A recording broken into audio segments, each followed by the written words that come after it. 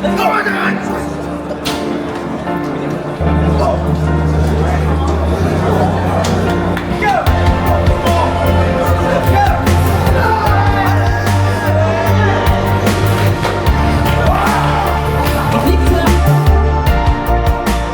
me présente, donc Guillaume Damour, 34 ans, je suis le président du club de bras de fer Bordeaux, ça fait depuis 2016 qu'on existe.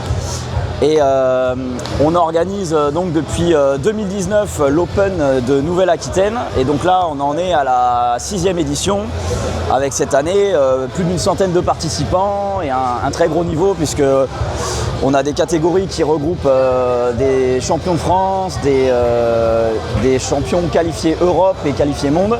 Donc de plus en plus de niveaux sur notre compétition. Okay. Tu m'as expliqué la dernière fois que les catégories se faisaient par rapport au poids. Tu peux nous en dire un petit peu plus? Oui, tout à fait. Alors, on est un sport de combat, à la fois à la croisée entre sport de combat et sport de force.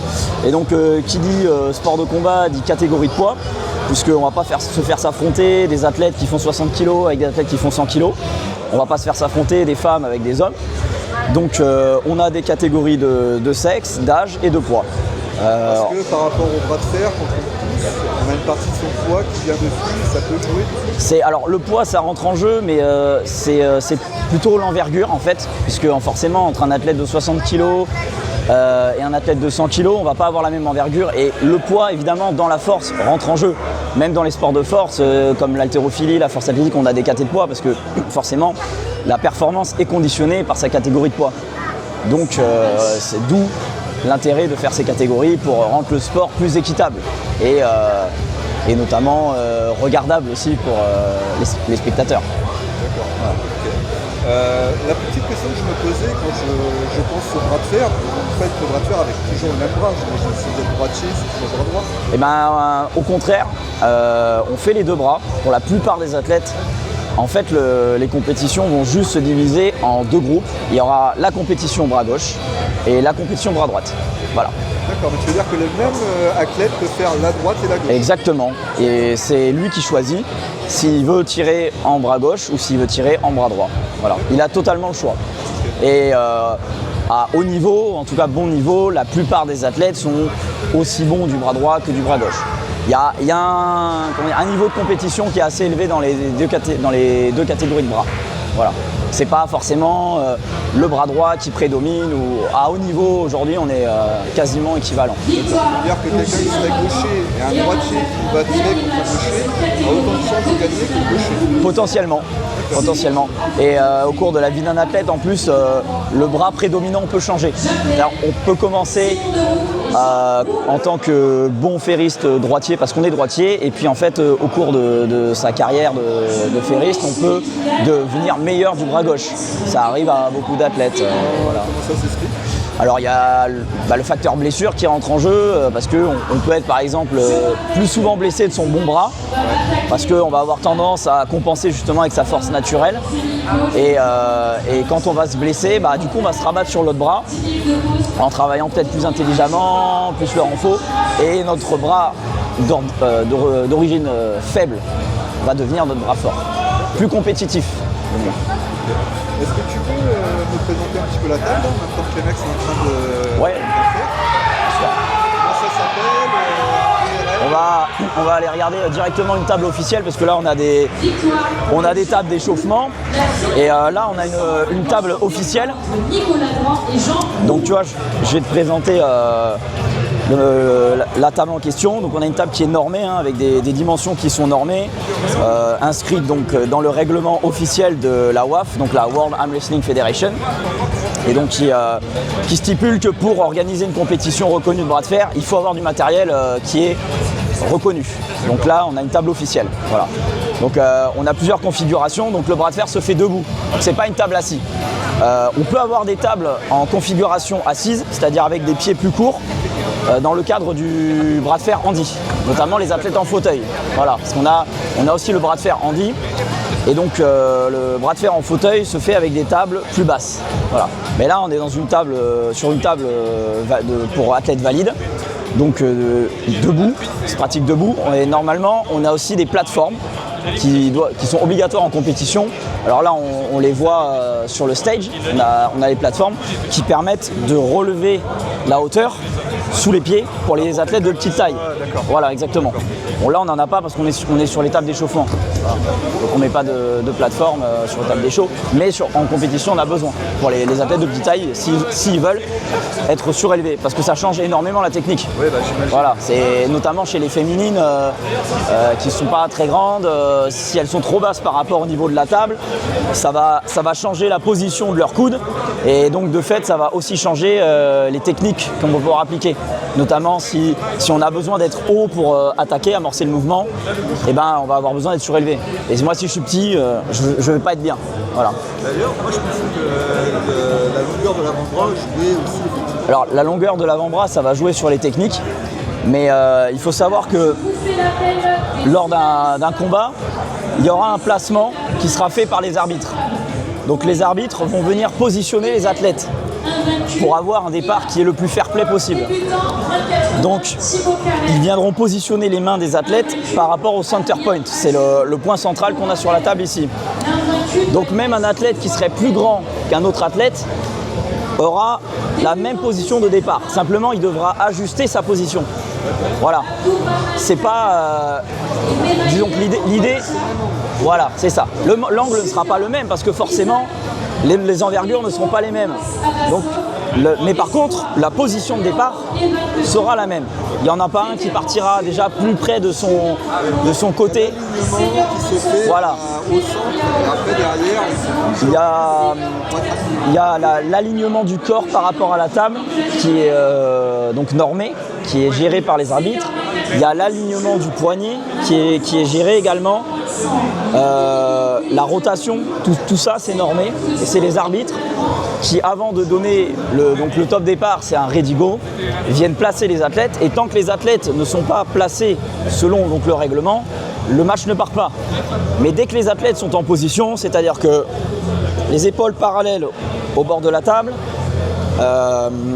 les poignets au-dessus du center point, le poignet droit, une fois que tous ces éléments-là sont en place, l'arbitre peut donner le départ à n'importe quel moment. C'est-à-dire qu'on n'attend pas, c'est bon, on est en place, 1, 2, 3, les deux sont en place. C'est pour ça qu'il y a deux arbitres. Il y a un arbitre principal et un arbitre second.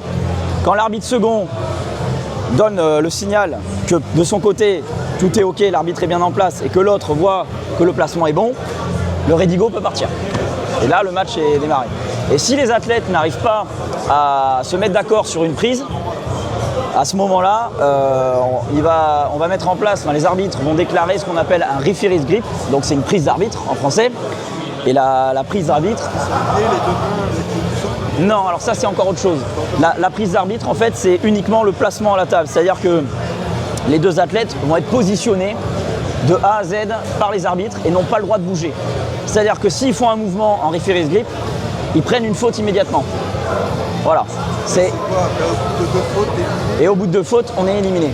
Voilà. Dans le format de championnat classique, en double élimination, 2 fautes,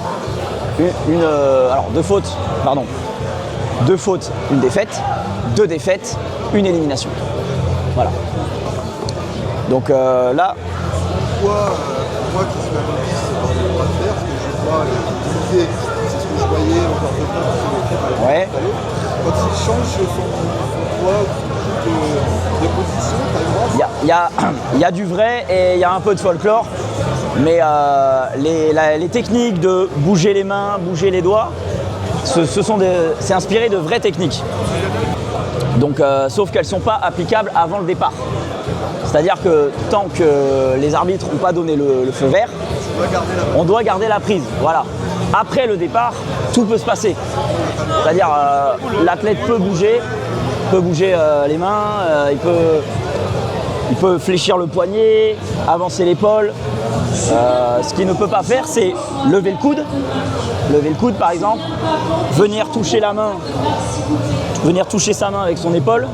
Ça, on est sur un mouvement interdit. Et après, il y a tout ce qui est position dangereuse. Donc, quand la main va être décalée, par exemple, par rapport à l'épaule. Ça, c'est des positions dangereuses, donc dites interdites. Alors pourquoi c'est dangereux? Risque de blessure, de fracture de l'humérus, voilà. Et alors, pour quelqu'un qui serait novice et qui pourrait se lancer dans le bras de fer, il faut combien de temps pour faire de la compétition? C'est très dépendant des personnes, de leur âge, de leur background sportif. Par exemple, si on a un athlète, je sais pas, qui vient par exemple de l'escalade, qui a un gros background sportif, qui a un fort grimpeur, eh ben, on va avoir déjà des prédispositions qui vont faire qu'il va peut-être pouvoir se mettre un petit peu plus rapidement à la compétition.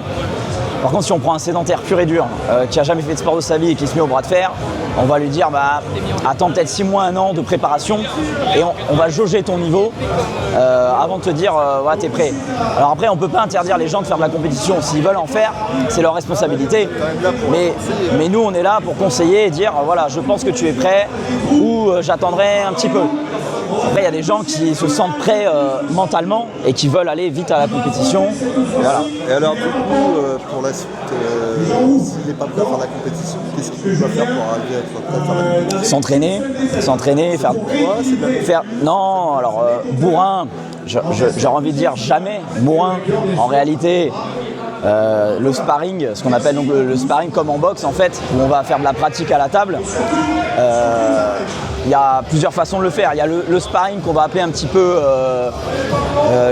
le sparring technique en fait, où on va essayer de travailler des techniques mais tout en forçant. Et puis il y a le sparring un peu plus amusement, où là on va sparer avec quelqu'un mais on va pas forcément chercher à travailler de la technique. On va se faire plaisir. Plus dans l'amusement. Mais ça c'est un peu comme dans tous les sports, j'ai envie de dire. Ça fait progresser au début. J'aime bien prendre l'escalade comme exemple aussi, parce que quand on débute dans ce sport-là, on va vite progresser en s'amusant et à un moment donné on va toucher un palier. Le bras de fer c'est un petit peu pareil. Au début on va se parer avec les copains, ça va être marrant, on va progresser sur certaines techniques et puis à un moment donné on va toucher un palier. Et là, il va falloir commencer à bosser certaines techniques, travailler avec du poids, avec des exercices spécifiques pour s'améliorer, parce que l'amusement seul ne suffira pas, quoi. On peut peut-être arriver à progresser pendant 2-3 ans en continu, en allant juste faire du sparring pour le fun, en y allant avec une bonne fréquence, mais à un moment donné, on touche une limite. Et c'est là qu'il va falloir commencer à approfondir un petit peu. Et évidemment, ça dépend des gens. S'ils veulent vraiment se lancer dans la compétition, s'ils veulent juste rester dans le loisir, il y en a qui ne veulent pas faire de compétition et le loisir, ça leur va bien. Mais en général, quand les gens voient qu'ils ne s'améliorent pas, que tout le monde veut progresser, c'est normal, hein, c'est humain. Et là, les gens commencent un petit peu à dire bon, qu'est-ce que je peux mettre en place? Et puis c'est là qu'on donne des conseils. De toute façon, un débutant, quel que soit son objectif, on lui donnera toujours des conseils pour progresser, surtout pour ne pas se blesser. Et ça va de pair, parce qu'en général, quand on donne des conseils pour pas se blesser, forcément, ça permet de progresser. Parce que si on se blesse, on ne va jamais très loin. Exactement. Voilà. Okay. Aujourd'hui, le club a combien de licenciés? Alors, après la journée actuelle, il faut que je fasse un petit calcul, mais je pense qu'on doit être aux alentours des 50 licenciés à peu près, puisque aujourd'hui j'en ai pris encore pris des nouveaux licenciés. Voilà. Donc, aujourd'hui, c'est quoi le souci que tu pourrais avoir? C'est le fait de manque de visibilité peut-être? Alors, pas un sport qu'on entend. On est encore un sport de niche, hein. Il faut le dire. On prend visibilité de plus en plus grâce aux réseaux sociaux. Et puis aussi parce qu'on est reconnu par l'État. Affilié à la fédération. Affilié à la Fédération Française de Force, tout à fait, la FF Force, qui elle-même est reconnue par l'État.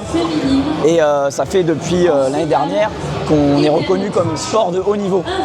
Donc on est sport délégataire et sport de haut niveau.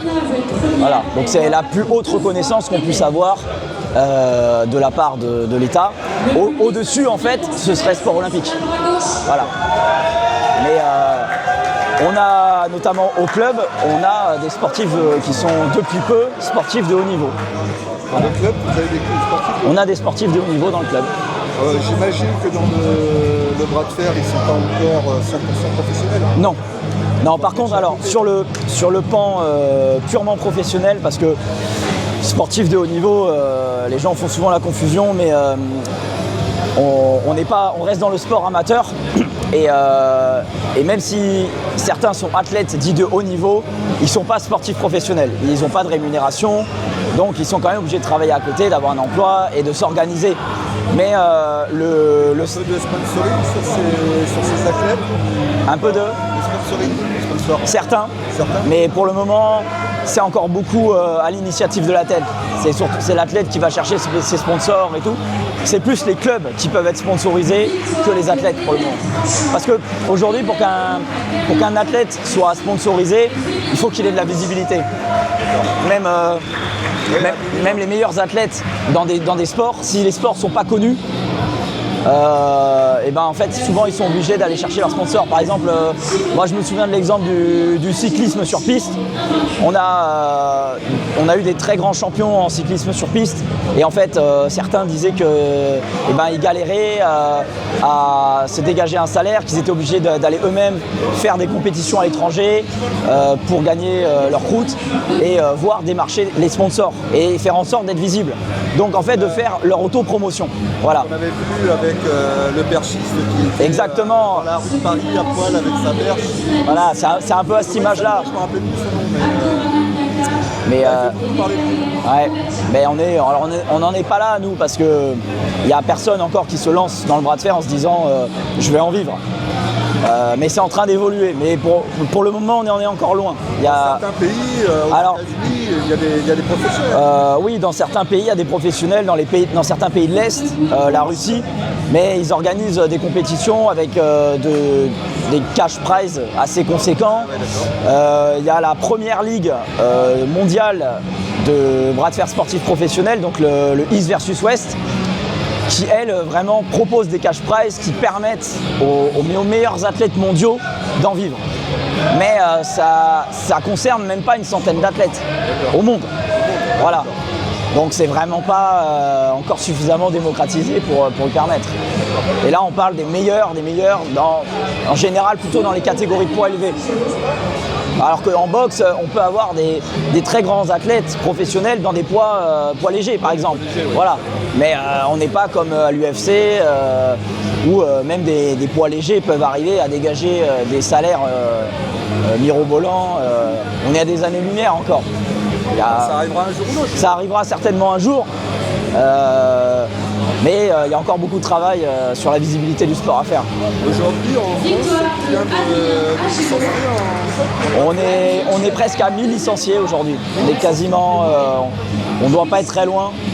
J'ai pas en tête les derniers chiffres, mais le dernier chiffre que j'ai en tête, et ça remonte déjà un petit peu, c'était plus de 800. Donc on a encore pris des licences. Il y a il y a une progression tous les ans. Il y a une progression tous les ans. Quelle est la typologie des licenciés qui gagnent? C'est des jeunes, c'est des parents, c'est des gens des trentenaires on a vraiment de toutes les typologies. On a alors de plus en plus de jeunes, hein, même et dans les jeunes, même des assez jeunes. C'est quel âge? Ça peut commencer à 14 ans. D'accord. Voilà, nous on a des athlètes qui ont moins de 17 ans au club. J'ai eu récemment une mère qui a demandé pour son fils, donc un jeune qui, pareil, doit aller sur sa quinzaine.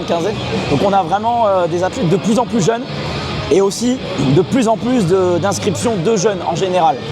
C'est-à-dire qu'à l'époque, c'était des gens, des personnes qui découvraient le bras de fer un peu sur le tard, qui faisaient souvent du sport, mais qui avaient la vingtaine passée, 25 ans, voire plus. Et là, de plus en plus, on a des jeunes qui viennent essayer et qui accrochent à la discipline et qui restent. Mais on a toujours des inscriptions parmi des plus âgés, hein, des trentenaires, quarantenaires. Là, au club, on a quelques quarantenaires qui sont très compétitifs. Et puis les quarantenaires, ça peut appeler les enfants un peu derrière aussi. C'est exactement ça, c'est-à-dire que le plus jeune qu'on est, c'est le fils d'un de nos athlètes. Voilà. D'accord. Au niveau des filles aussi pareil, féminine, c'est un petit peu plus compliqué parce que le sport souffre un peu d'une image, un peu trop virile encore. Mais c'est en train de changer parce qu'il y a, de manière générale, dans les sports de force, il y a de plus en plus de femmes. Il y en a énormément dans la force athlétique, dans l'haltérophilie. Et donc en fait, je pense que dans le bras de fer, on profite un petit peu de cet effet de popularité. Dans la boxe aussi, dans les sports de combat, il y a beaucoup de femmes aujourd'hui. Et en fait, ça débloque un petit peu cette image-là, je pense, dans le bras de fer. Ce qui fait qu'on a... Ça peut être des athlètes susceptibles de venir. Exactement, exactement. Et bon, moi, je vais parler de mon cas personnel. Ma compagne était athlète de force et elle est passée athlète de bras de fer récemment, avec sa première compétition aujourd'hui. Voilà. Et il y a de plus en plus d'athlètes qui viennent d'autres sports et qui s'intéressent au bras de fer, qui voient que y a des filles et ça crée une émulation et donc forcément il y a de plus en plus de femmes qui chaque année on ouvre de nouvelles catégories chez les femmes. Ouais, parce que là du coup je me dis si vous avez quand même suffisamment de filles pour faire des compétitions, c'est qu'il y en a quand même. Oui. Il y a des sports qui ont vraiment pas du tout, très peu. Après, oui, c'est vrai. Après, nous, là, sur notre compétition, comme on est dans une grande ville, on touche beaucoup de personnes. Donc on a plus de femmes que sur notre compétition où ils ne vont pas avoir autant d'inscrits que nous. Donc ça nous permet de faire une compétition quand même avec une vraie catégorie féminine, mais parce qu'on touche beaucoup de clubs. Il y a des clubs qui n'auront pas autant cette chance. Donc, et comment ils vous découvrent alors du coup? Parce que tu me parlais de la fédération de force. Alors nous on est essentiellement sur les réseaux, donc Instagram, Facebook, mais beaucoup sur Instagram et après on se fait connaître aussi par les autres clubs, les compétitions qu'on va faire à droite à gauche et aussi par les autres événements en fait, qu'on réalise dans l'année. Notamment on fait pas mal de démonstrations. On a fait le showbike de Montalivet cette année. On est présent 10 jours sur la foire internationale de Bordeaux depuis peut-être 3 ou 4 ans. D'accord, en septembre? Non, c'est en mai. En mai, voilà. Donc, et petit à petit, en fait, on se fait connaître, on rencontre des gens et on est amené à faire des démos dans des salles de sport, dans des chaînes de fast-food, par exemple. Et voilà. Et donc, on se fait connaître comme ça. C'est toi qui démarches? Alors, avant, c'était moi qui démarchais. Aujourd'hui, c'est moi qui fais des marchés. Ah, d'accord. Voilà. Les entreprises vous sollicitent pour venir faire des compétitions? Ça arrive. Alors après, évidemment, je vais un petit peu tempérer mes propos. Je démarche toujours des entreprises avec lesquelles je me dis on pourra avoir une bonne affinité et je me dis il y a quelque chose à faire. Voilà. Par exemple, à 500 mètres, il y a une très grosse salle de CrossFit haltérophilie qui est assez connue en France et même je dirais un petit peu dans le monde, qui s'appelle Power Camp. Je leur fais un petit peu de pub mais c'est les copains, c'est normal. Et ils nous accueillent tous les ans depuis 3 ans pendant leur plus grosse compétition de l'année en fait, le Power Contest, où ils invitent des très gros athlètes internationaux d'haltérophilie. Et donc nous on est invités à cet événement pour faire une compétition de bras de fer en même temps et de la démo. Et ça marche très très bien. Et donc c'est une coopération très fructueuse et moi mon but c'est d'arriver à le faire avec d'autres salles, mon but c'est que le bras de fer soit le plus visible possible, de casser les clichés en fait au maximum et de montrer que c'est un sport qui est accessible à tout le monde en fait. Donc plus on est vu, mieux pour moi, mieux c'est. Voilà. On va jamais refuser de faire une démo. Alors ça nous est déjà arrivé de refuser, mais pas parce qu'on voulait pas, parce que malheureusement on avait des week-ends, il fallait choisir et il fallait être présent ailleurs et malheureusement si je suis pas staffé suffisamment pour envoyer du monde partout, je suis obligé de choisir. Mais quand j'ai la possibilité, j'essaie de mettre du monde partout. Voilà. Okay. Aujourd'hui, comment ça se passe en termes de compétition? Il y a des compétitions tous les week-ends, c'est une fois par mois? Alors, on n'est pas encore une compétition. Intéressé de venir et... Alors, en termes de compétition sur, je vais dire, tout le territoire français, on est presque rendu à une compétition tous les week-ends, voire toutes les 2 semaines, parce qu'il y a de plus en plus de clubs en France. Et donc, chaque club, en tout cas beaucoup de clubs, organisent des compétitions. Donc un athlète qui voudrait faire au moins une compétition par mois peut. Voilà, parce que, sauf peut-être à l'approche des championnats de France où on réduit un petit peu la voilure, parce que les athlètes se préparent. Mais sinon, le territoire est suffisamment bien maillé pour qu'il y ait une compétition au moins tous les mois. Voilà. Combien de clubs en France aujourd'hui? On est quasiment à une centaine de clubs. Ouais. Alors, il faut savoir que il y a des clubs qui sont encore en cours de création et qui ne sont pas encore affiliés à la fédération. Donc en fait ça augmente, on a les chiffres officiels, donc ceux qui sont affiliés à la fédé ont un peu moins de sang, mais en réalité il y a des clubs qui sont en cours et finalement chaque mois on a quelques nouveaux clubs qui existent déjà finalement. C'est souvent des groupes de personnes qui veulent pratiquer du bras de fer, qui n'en ont pas dans leur région, et après qui se rattachent à la fédération. Donc moi par exemple, un de mes rôles en tant que vice-président de la Ligue de Force Nouvelle-Aquitaine, c'est aussi de communiquer avec des gens autour de moi qui seraient intéressés de développer le bras de fer dans leur région. Alors moi, je reste que sur la région Nouvelle-Aquitaine, mais sinon, si c'est des gens extérieurs, de les rediriger vers la Ligue qui pourrait les aider. En tout cas, l'interlocuteur responsable du bras de fer dans la région en question. Et de faire en sorte que s'il y a des nouveaux clubs qui veulent s'affilier, qu'ils puissent le faire facilement. Voilà. Et de leur apporter un soutien technique, de la formation à l'arbitrage ou même au bras de fer, voilà, dans ce but. Donc le message est passé en tout cas. Exactement. Bon, ok, très bien. Est-ce que tu veux dire autre chose au futur, peut-être pratiquant de ta discipline? Alors déjà, je peux dire une chose par rapport à cette journée, c'est que on a un événement qui fonctionne très très bien aujourd'hui. Alors chaque année on s'améliore, mais aujourd'hui globalement on a vraiment bien préparé l'événement. Tout se déroule hyper bien, autant à l'arbitrage que pour les athlètes. J'ai énormément de très bons retours. Et moi l'idée c'est que d'année en année on s'améliore et qu'on devienne une compétition de référence pour toute la France. Voilà. Okay, donc c'est ambitieux. Exactement. Okay, très bien. Tout ça c'est noté. Un dernier petit mot, donc du coup on est sur la chaîne Clubbing qui est une plateforme de gestion de valorisation des bénévoles. Tu es le premier utilisateur pour un événement. Exactement. Est-ce que tu peux me dire en quelques mots comment ça s'est passé? Très simplement, parce qu'en tout cas pour le moment le site est vraiment facile à prendre en main. Quand j'ai eu des petits soucis, tu as su répondre à mes questions. On a refait les modifs. Exactement, les modifs ont été faits très rapidement. Donc ça a été relativement simple pour moi et je pense aussi pour mes bénévoles pour s'inscrire, se rattacher à l'événement. Il n'y a eu aucun problème particulier. La création de l'événement, assez fluide. La création de l'événement très fluide. Les postes créés correspondaient à nos besoins. Donc on a pu utiliser le logiciel de manière efficace, en tout cas pour le logiciel, le site, pardon, de manière efficace pour l'événement. Voilà. Puisque tous les bénévoles qui se sont inscrits donc à notre événement via Clubic sont actuellement en poste, au poste en tout cas sur lesquels ils avaient postulé aujourd'hui. D'accord. Voilà. Et pour eux, ça n'a pas été compliqué? Et pour eux, non, il n'y a eu aucune difficulté, ni à l'inscription, ni d'ailleurs au rattachement à l'événement via le site. Voilà. Donc vous avez entendu, n'hésitez pas à venir. Je vous rappelle que Clubic, c'est gratuit. Vous pouvez l'utiliser avec un événement par mois.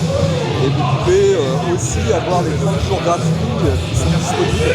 Vous pouvez déclencher à tout moment après l'inscription. Donc je te remercie en tout cas Guillaume.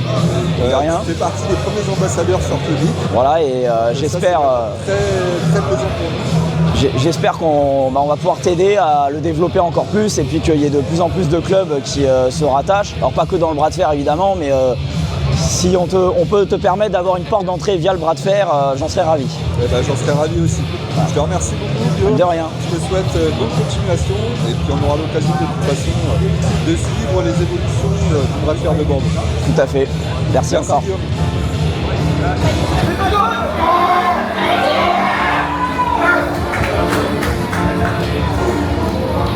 Match à la table 1. Victoire de Nathan Lefranche en table 2.